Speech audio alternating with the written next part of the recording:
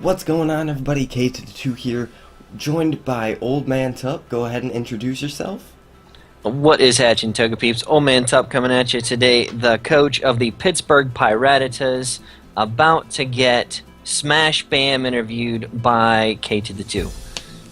Alright, and, we wanted to put, like, a good spin on this, but we couldn't really think of anything. So, let's just go ahead and get right into it. Who is your favorite rapid spinner? Because I have to go with Hitmontop. He's a boy on my team. Okay, well, that's a good place to start. Speaking of your team, why did you pick the name of the Pittsburgh Pirattatas? Did you want to, like, emulate the horrible luck the Pirates have had over the past several decades? Hey, we've made the playoffs in the past, 2 years. So, that's better than some of the other teams that are emulated here. Like the Rampardos. Yeah, I don't really like the Rams at all. They should just move back to Los Angeles. They're going to, just wait. Alright. I'll take your word for it. Yeah, I'm actually a lifetime Pittsburgh Pirates fan. I live about an hour north of Pittsburgh, so everything I remember going to Three River Stadium when I was a kid with the Scouts, and just have a lot of fond memories with the Pirates. And when Steve got a hold of me and was like, "Are you finally ready for this?" I was like, "I've got a team name and everything." I said, "You tell me I'm in." I said, "I have somebody lined up to do it." Why? It's a funny story. I had actually had a concept design drawn up 2 months before I even knew the GBA was coming back, and Steve was like, "You got something?" I was like, "I got a concept." I was like, "Let me get my buddy to draw it out and make it digital, and I'm good to go." And the rest is history. Well, that's always good to hear, but I know the Pittsburgh Pirates have had a really big rivalry with the Philadelphia Phillies. Who do you think in the GBA is going to be their equivalent? Oh, who do I think I'm probably going to match up the best with, and we're going to have back and forth? I have access to the schedule. It's not quite public yet at the time of this recording, just the first week, I believe, is, which we play Cooper and the Jasmine. He's got a good team that I think can play really good against mine. I'm play testing, and I'm having trouble getting a synergy on the team I've created, but hopefully by the time I play him, that'll be over. If I had to pick somebody who I think I'm going to have that with, I'm going to go ahead and say Shady and the Mankeys, just because our teams battle each other. I think that we match up so well. Pretty much everything on his team counters my team, and everything on my team counters his, back and forth. But we'll have to wait and see. I'll play him twice this year, so. Yeah, you're playing them twice in the conference, or in your division at least. Right. All those division matches are going to be really big for you in order to get a step up in the league and hopefully make a push for those playoffs. Now, let's take a step back from all this Pokemon stuff. I kind of feel like you're a good father, right? I try to be. Okay, well, I'm going to say that you are. You're a pretty funny guy. Have you raised your child to be pretty funny? What do you think is the funniest joke your daughter has ever told you? She isn't very good at telling jokes, and neither was I when I was her age, but she is an April Fool's person. And what she did this year was she stayed up later than everybody. And what she did, we set her alarm, and her and my alarm go off at the same time. And what happened was she stayed up later than everybody and put it's pitch black when she gets up for school, put a bunch of stuff on the floor. And of course, I just walked into her room not thinking and just wiped out, stepping on all the crap she had on the floor. And of course, she was up and waiting for it, so I wish I had recorded it. It probably would have went viral. Oh man, that was... Oh, what an April Foolster. Foolster? Trickster. All Yeah. same word. All right. The worst thing was my wife came in right behind me and did the exact same thing. Oh, so she boy. got us both. Oh, good job. High five. Yep. Oh, that was a terrible high five. I missed. So back to the topic of rapid spinners at the very beginning. You drafted Hitmontop, like you said, and you picked him in the 10th round. What do you have planned for Hitmontop this season? Hitmontop, very bulky, which I like. A lot of things on my team are relatively bulky. Kind of the theme this year is going to be moderately bulky offense. And we're going to Hitmontop. I have a few sets in mind. I've been playtesting with it quite a bit because I think it's actually going to be, even though it was my RU pick, is going to be a very pivotal role on the team, mainly because of rapid spin. But I mean, it has technician. It can support with toxic. It rapid spins rocks away. It fake out, all kinds of priority, bullet punch, sucker punch, mock punch, and not to mention, even though it's relatively slow, it can set up and lay down some hits. Alright, well, I mean, I really like the pick of Hitmontop, but if you were to put yourself in a real-life fighting position, and you were a WWE wrestler, oh jeez. What would you call yourself? If I were to call myself something, I'm Batman. There we go. Oh, jeez. You know, it's funny. When I was in high school, the game all my friends and I got together and play was Crazy Taxi. Oh, yes. And WWE No Mercy. And at that time, I don't know if anyone that listens is going to be old enough to remember this, Too Cool was extremely popular. With Scotty Too Hottie, Grandmaster Sexay, and Rikishi, who just got voted into the Hall of Fame. Ooh, Rikishi. Yeah. And my guy was just always named Spike.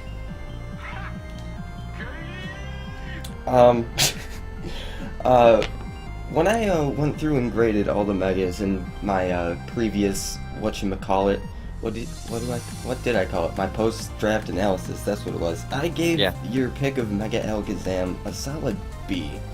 I want you to win me over on Alakazam and talk about why exactly you picked it.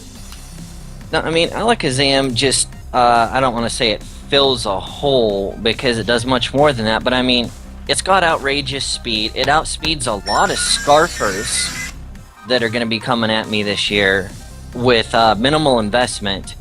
And, I mean, the special attack, especially having Chansey in my division, we're going to have that Psyshock coming in big.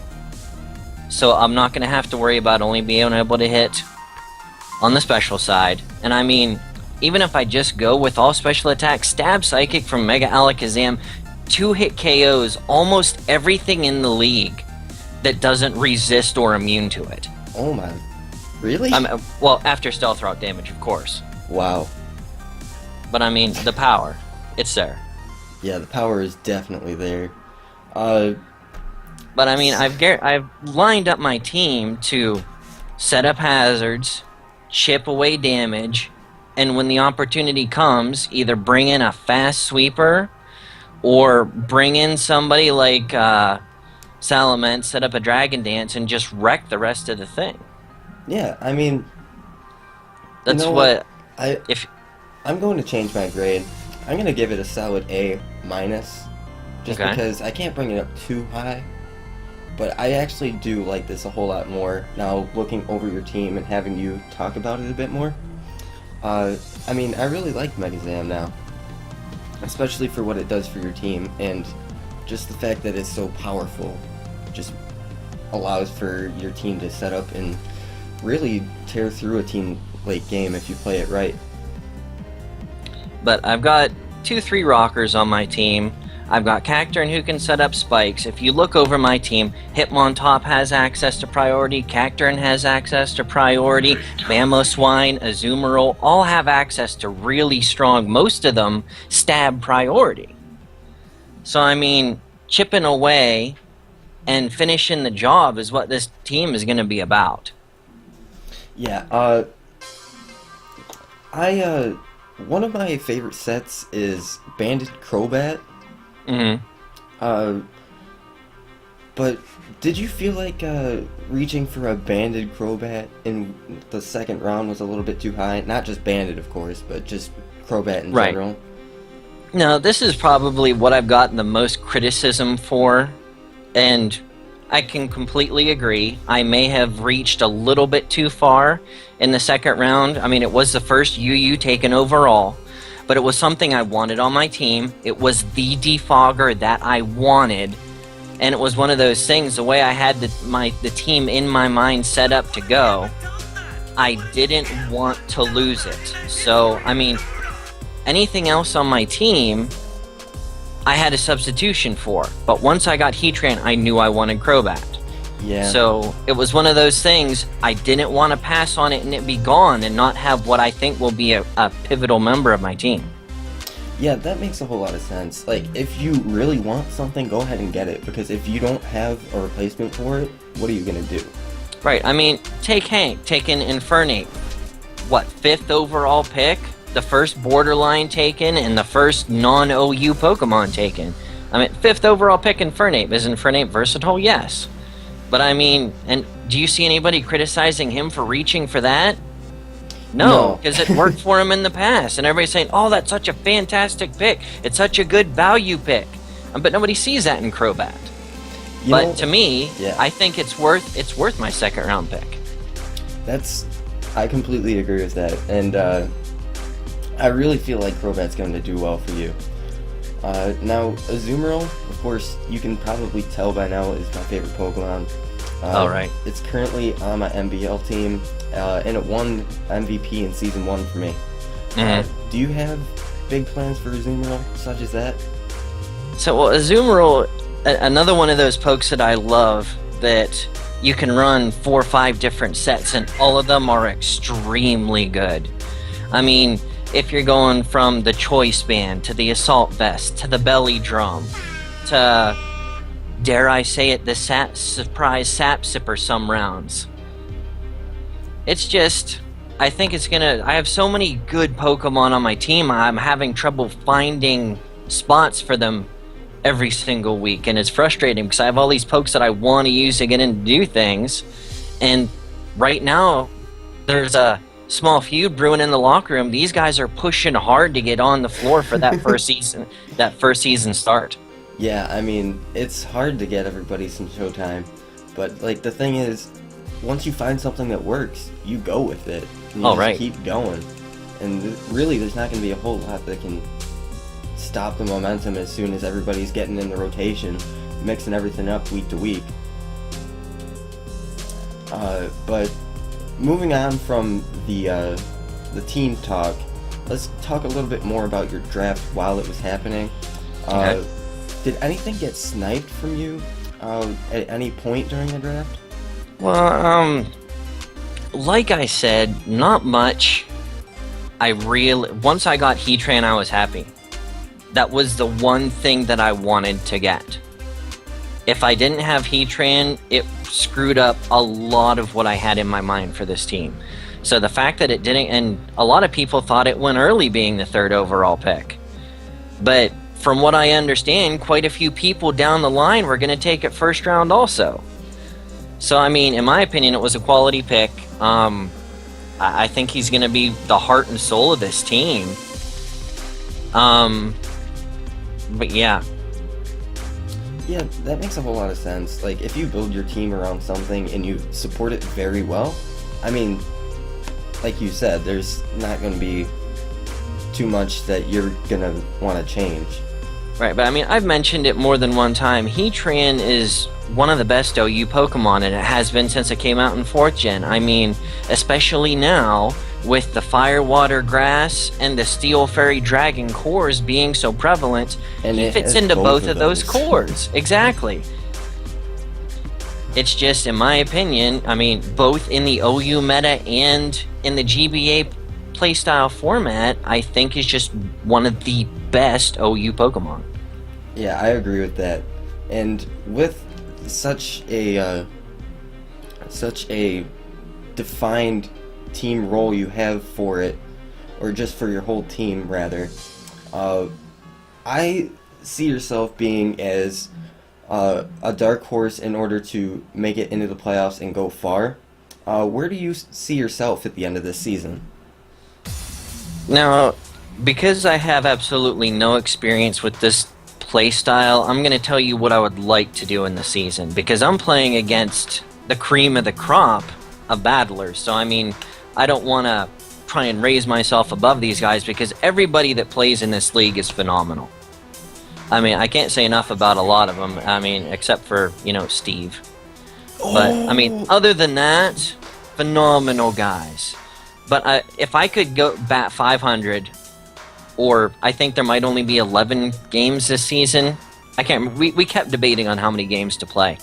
And I think there's 11. So if I could get at, or maybe if I get 5 and 6 or 6 and 5, I'd be happy. Of course I want to win it all. But a realistic goal for me this season is to get familiar with the play style, get some experience with these guys, and just, you know, bust through and get, if a 500 season would be a success to me. Yeah, that would be very respectful, especially in the league filled with so many people that know what they're doing, that are great battlers, and if you're going out there batting 500 like you said, that would be a really good goal to set. And if you do anything above and beyond that, that's just added, it's just the frosting on the cake, as they would say. Now, who are you most afraid to play this season? You know, I always have trouble answering this question. I've been asked it a couple of times. The person that I fear playing the most, based off of the team, I'm gonna have to say is John? Probably no, not John. Surprise! Surprisingly enough, John's team. Even I understand why it's believed to be the best overall team right now, but that's not the team that scares me. The team that scares me is the Winnipeg Aqua Jets and Hank. That freaking Regenerator core with Mega Pinsir is just sickening. And I really don't know. I think that's going to be, in my opinion, that's a team to beat this year. Yes, I really like Hank's team, and if there was actually a team that I would use out of any of them that are in the GBA, I would definitely 100% use Hank's. Just because I like everything that he has and everything that he'd be able to do.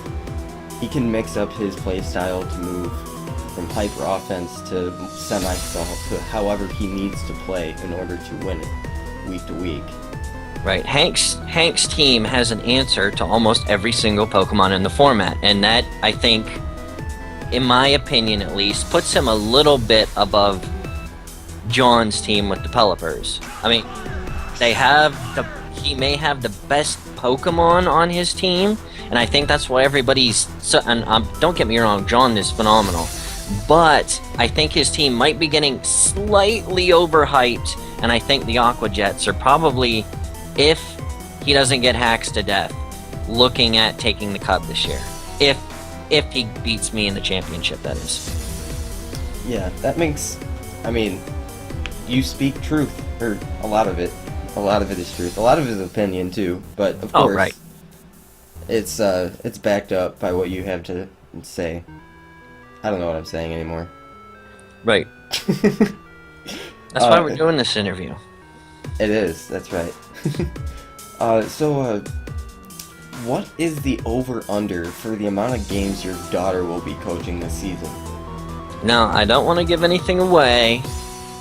I said, but she is helping me choose my Pokemon. She is doing a lot of the physical training with the Pokemon.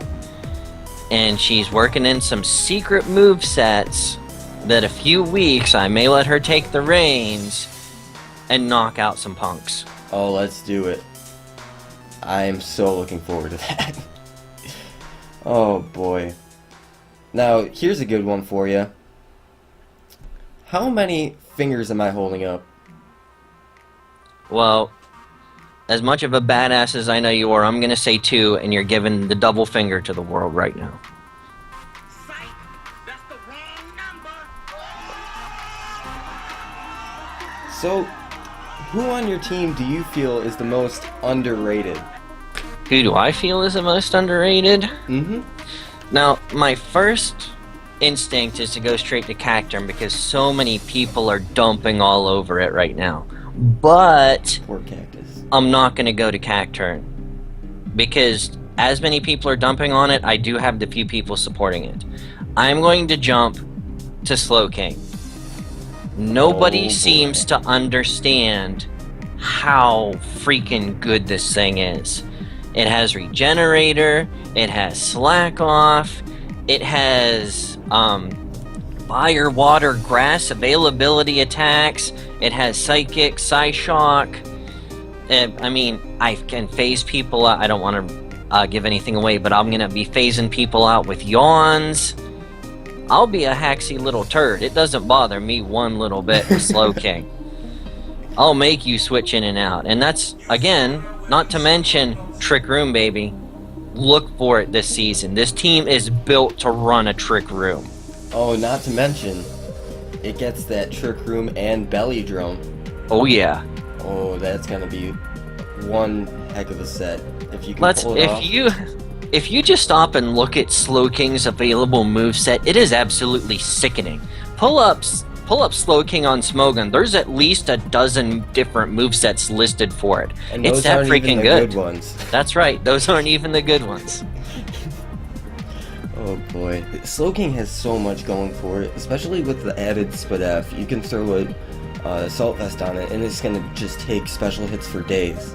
All right. I was playtesting with a team yesterday on Showdown, and I happened to come across a thunderous incarnate, and I don't think it was. I don't know how invested it was, and it didn't have life orb. I can guarantee you that, but bodied 2 thunderbolts from it and took it out.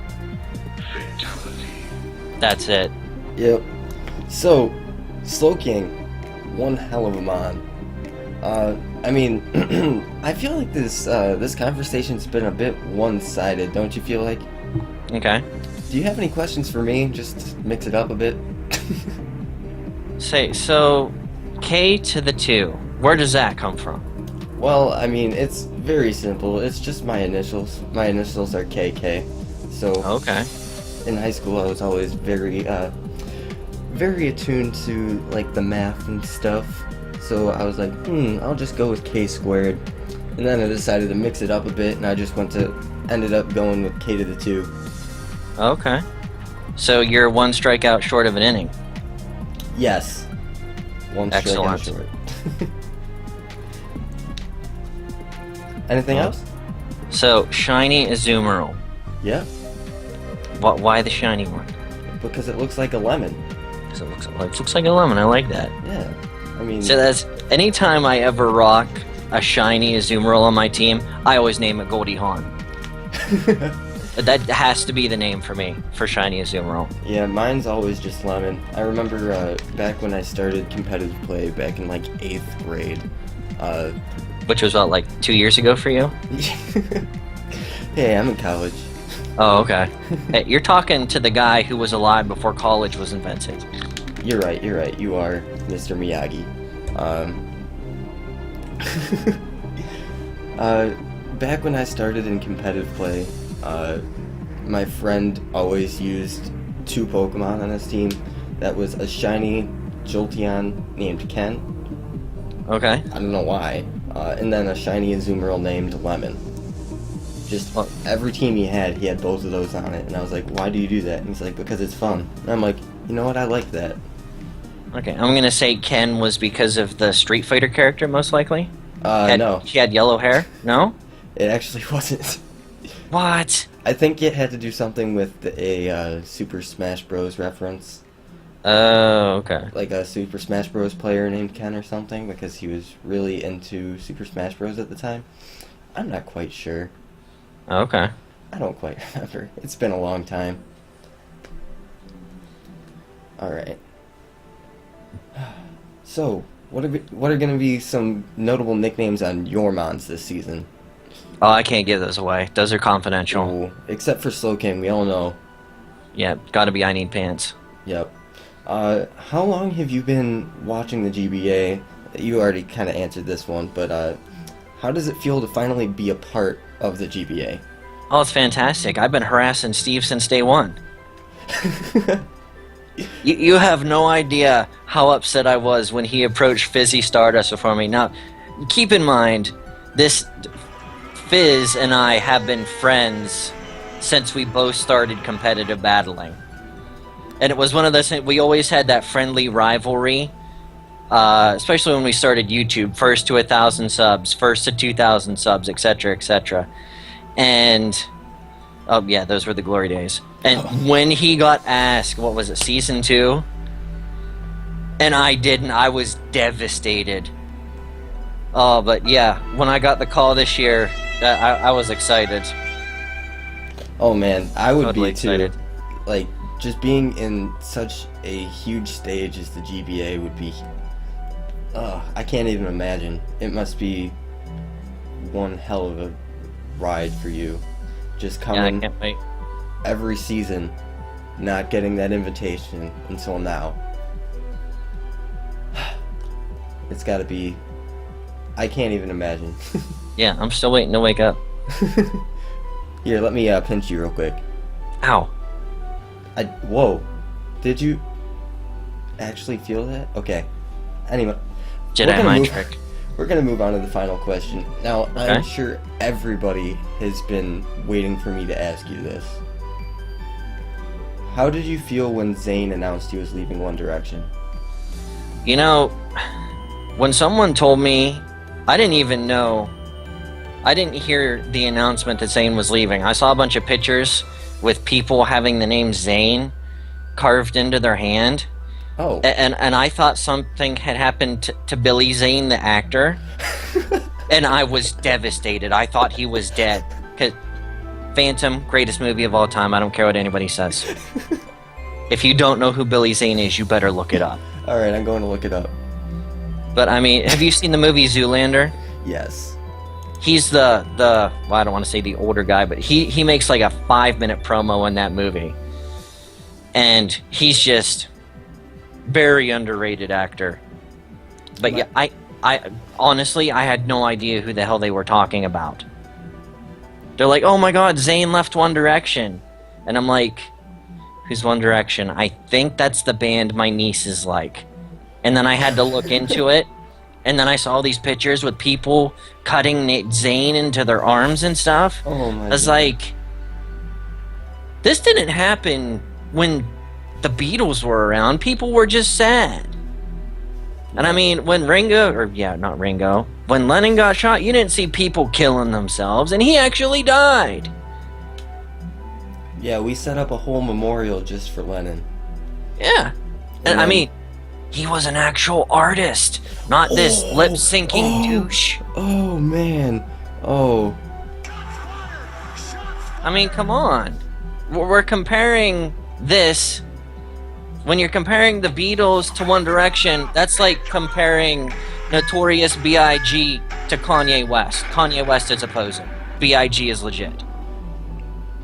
I mean, I'm a poser. I oppose things. Hey, posers need love too. Especially Kanye. Yeah, I mean, he has Kim K. Yeah. Alright, well, I think The whole world has Kim K, technically. We own her. Yeah, that's true. But then she also owns a whole lot of money, so she technically owns us as well. She didn't own anything on me, brother. I don't know what you're talking about. Alright, I think that's been enough for this interview. It's been a real fun one. Thank you for joining me, Tup. Hey, thanks for having me. I appreciate it. Alright, thank you guys for watching, and I will see you guys next time.